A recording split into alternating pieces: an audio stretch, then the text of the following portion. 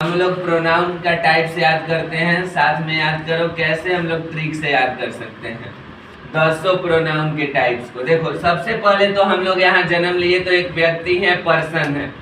Personally जन्म लिए, किसी को किसी से मतलब नहीं होता है। पर्सन यानी कि एक है हम।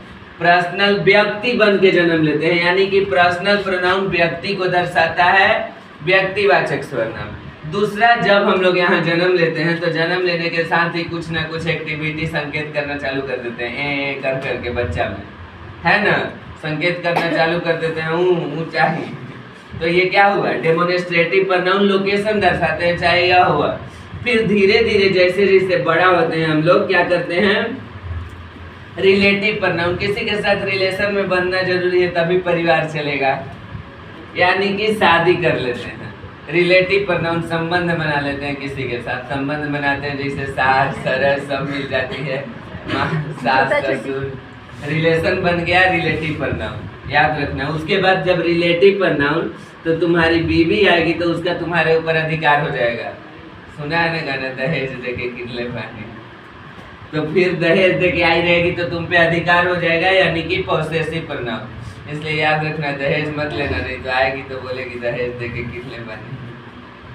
तो अधिकार हो जाएगा, यानी कि उसका अधिकार है, तो possessive pronoun. Possessive pronoun position show करवाएगा, अधिकारवाचक सर्वनाम। उसके बाद ये जो है, जब उसका अधिकार हो जाएगा तो तुम कुछ गलत करोगे, तुम रात को अगर घर लेट आओगे तो पूछेगी क्वेश्चन, कहाँ रहा रात भर?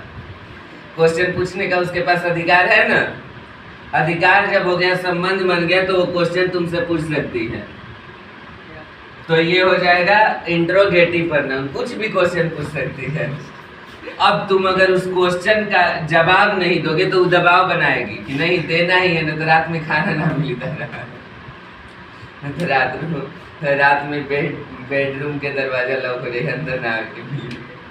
तो वो क्या हो जाएगा, इम्फेटिक प्रोनाउन, यानी कि क्या कर रहे हैं हम लोग, दबाव बना रही है। उसके बाद जब दबाव बना, अगर उसके हम बातों को नहीं मान रहे तो हो सकता है कि वो डाइवोर्स देके अलग हो जाए। डिस्ट्रीब्यूटिव प्रोनाउन, अलगाववाचक सर्वनाम अलग हो जाएगी। अगर अलग हो जाएगी तो फिर हम लोग क्या करेंगे, अपना अपना सोचते हैं, वो ना मेरे बारे में सोचेगी ना हम उसके बारे में, अपना अपना सोचेंगे। यानी कि रिफ्लेक्सिव प्रोनाउन रिफ्लेक्शन को दर्शाता है, निजवाचक सर्वनाम निजता को दर्शाता है, यानी कि हम लोग अलग अलग हो गए, अकेले हो गए, निज हो गए।